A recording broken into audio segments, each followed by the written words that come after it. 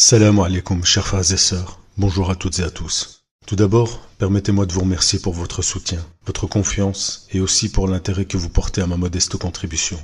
Vos messages d'encouragement me vont droit au cœur. Depuis plusieurs mois maintenant, nous vivons un changement de société qui prend une forme brutale, en nous arrachant de force les acquis pour lesquels les anciennes générations se sont battues et ont parfois sacrifié leur vie. Depuis ma dernière vidéo intitulée 2020 la rupture, bas les masques, nous sommes encore montés de quelques degrés dans la violence étatique, où la muselière est devenue l'instrument par lequel on distingue le citoyen obéissant du récalcitrant. Je pense que vous avez toutes et tous compris que le masque imposé aujourd'hui sera le vaccin de demain, sans lequel il ne sera plus possible d'interagir dans la société. Comme je vous le disais dans une vidéo précédente, l'objectif est de rendre le quotidien des gens invivable et de les étouffer progressivement afin qu'ils soient prêts à toute concession pour un retour à la normale. Et c'est là que le vaccin sera introduit comme monnaie d'échange.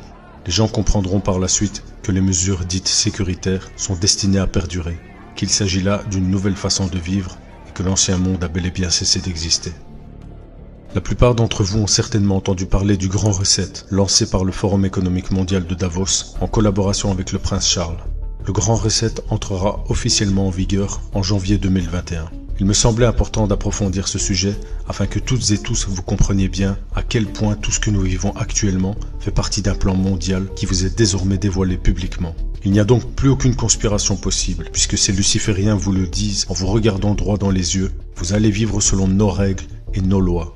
Vous comprendrez finalement que la société rêvée par ces malades mentaux est une dictature numérique, à l'instar de la Chine, où le crédit social définira votre statut citoyen et vous donnera accès ou non à certains privilèges en fonction de votre soumission à l'État. Le World Economic Forum, ou Forum économique mondial, est un club de pensée fondé par Klaus Schwab en 1971, regroupant de nombreuses personnalités influentes et patrons de grandes corporations. On y retrouve évidemment ce satané Bill Gates, George Soros, Google, la Fondation Rockefeller, la banque JP Morgan, Christine Lagarde, Al Gore, ainsi que des personnalités du showbiz comme Matt Damon, sans oublier la marionnette du changement climatique, Greta Thunberg. On pourrait le comparer au groupe Bilderberg, à ceci près que le Forum économique mondial a la vocation d'être plus ouvert et principalement orienté sur l'économie mondiale comme son nom l'indique. D'ailleurs, la plupart des acteurs du Forum de Davos sont également membres du Bilderberg, comme Klaus Schwab lui-même qui en était membre du comité fondateur. L'objectif ultime est donc l'établissement d'une gouvernance globale si chère aux mondialistes comme Soros, Attali, Brzezinski, Kissinger et toute cette clique de psychopathes qui œuvrent à l'établissement du système du Dajjal ou l'Antéchrist. Personnellement, j'ai compris que le Covid-19 était le catalyseur qui allait permettre la transition entre l'ancien monde et celui de demain lorsque Klaus Schwab a parlé de cette pandémie comme d'une opportunité. Il déclarait il y a peu « La pandémie représente une fenêtre d'opportunité rare mais étroite pour réfléchir, réinventer et réinitialiser notre monde. » On voit donc que pour ces technocrates, il s'agit bien d'une opportunité à ne pas manquer. Une occasion unique qui arrive, semble-t-il, juste au bon moment pour qu'ils puissent enclencher leur transformation majeure sous couvert d'urgence économique et sanitaire à laquelle les peuples pourraient difficilement s'opposer. Il est toujours bon de rappeler ces phrases qui resteront gravées à tout jamais dans l'histoire, tant par l'arrogance qu'elles renferment que leur pertinence lorsqu'elles finissent par s'accomplir devant nos yeux. Lorsque David Rockefeller disait ainsi « Nous sommes à la veille d'une transformation globale. Tout ce dont nous avons besoin, c'est de la bonne crise majeure et les gens vont accepter le nouvel ordre mondial. » En mai dernier, ils ont intégré le Covid-19 et ses répercussions mondiales alors incertaines dans une carte interactive qui, non sans un certain cynisme, présente la forme d'un coronavirus avec ses multiples spicules représentant les différents thèmes et défis en rapport avec notre époque qui devraient nous amener vers cette fameuse gouvernance mondiale. Il s'agit donc d'une carte interactive qui change en fonction des thèmes sur lesquels vous cliquerez et présente autour d'un sujet phare les sujets sous-jacents et ses implications pour le monde de demain.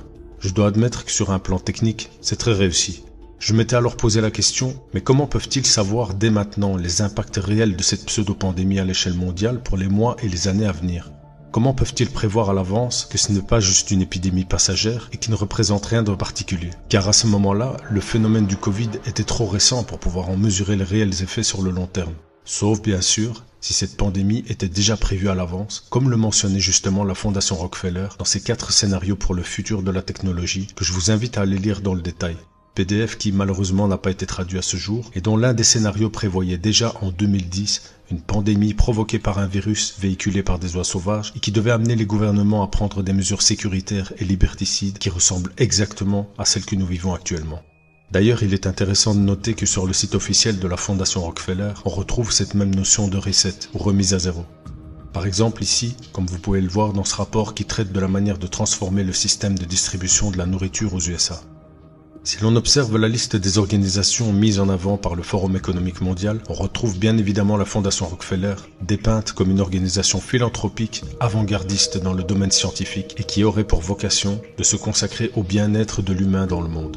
Cette même Fondation Rockefeller, qui sur son site présente par exemple la nécessité des tests de dépistage massif du Covid-19 avec pour objectif jusqu'à 30 millions de personnes testées par semaine aux États-Unis.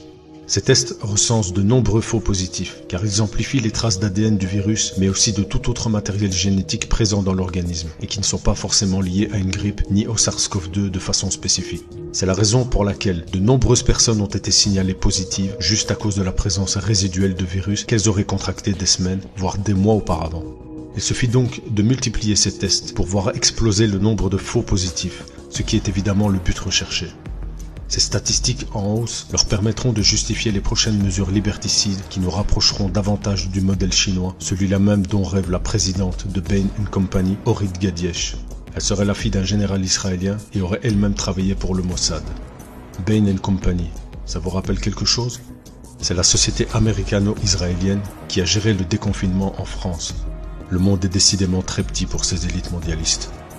Je vous invite à prendre le temps de parcourir le site du Forum économique mondial et celui de la Fondation Rockefeller pour vous rendre compte à quel point tout est clairement mentionné et vous faire une idée plus précise du monde dans lequel ils veulent nous embarquer de force.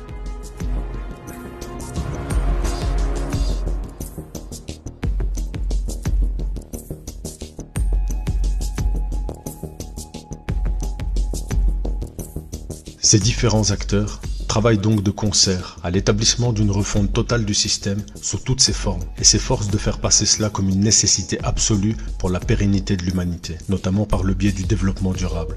Fallait-il donc attendre 2020 pour que les richesses soient réparties équitablement, pour enrayer la faim dans le monde, pour donner l'accès à l'eau potable aux pays les plus pauvres, pour que chacun puisse avoir accès à l'énergie? Y a-t-il vraiment quelqu'un d'assez crédule pour croire à leurs slogans mensongers alors que ces ignobles individus n'ont eu de cesse de tromper les nations et les réduire davantage en esclavage au fil des siècles?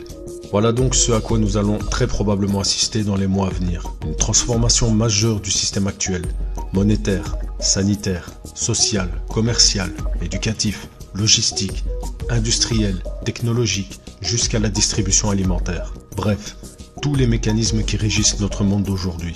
Même le fait de voyager sera désormais soumis à de nouvelles règles. Le prétexte invoqué pour le déclenchement de ce reset global est avant tout l'impact du Covid-19 sur l'économie mondiale déjà mortifère. Un reset économique, avec la fin de l'économie locale, un ralentissement des activités humaines et le règne des multinationales qui auront racheté pour une poignée de dollars les PME à l'agonie suite au confinement. Un reset social, avec de nouvelles règles dans l'interaction entre les individus, où les mesures de distance sociale deviendront la norme. D'ailleurs, plusieurs dispositifs technologiques sont déjà disponibles pour veiller à sa mise en application dans certaines sociétés. Un reset géopolitique, avec la fin des États-nations et l'instauration d'une gouvernance mondiale à l'horizon 2030.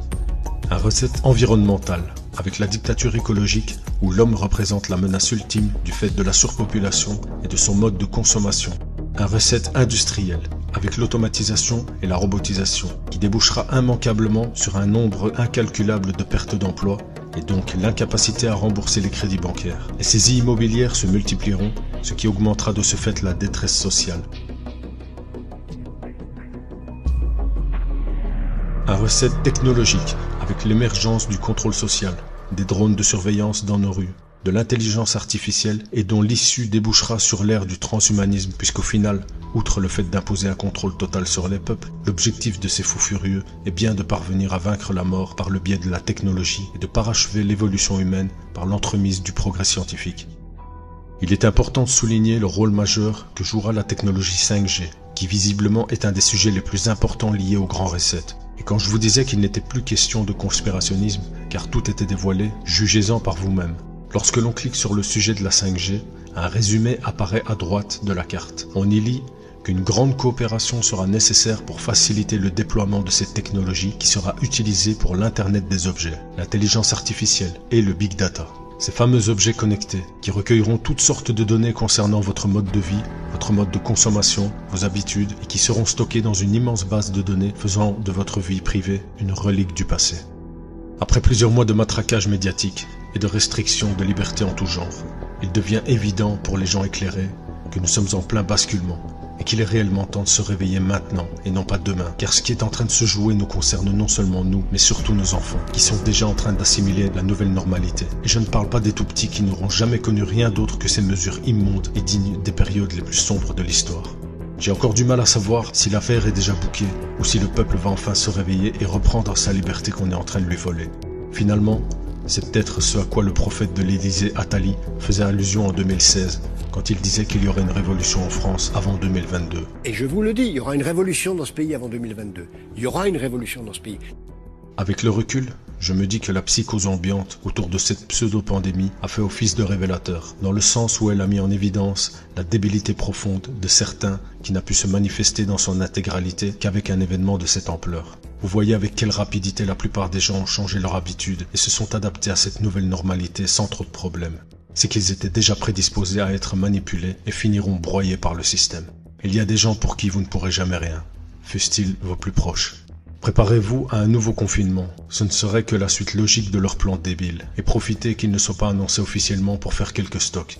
Rappelez-vous les razzias lors du premier lockdown, ne soyons pas les dindons de la farce alors que nous avons une longueur d'avance sur ceux qui continuent de dormir. Je vous remercie encore et je vous donne rendez-vous pour la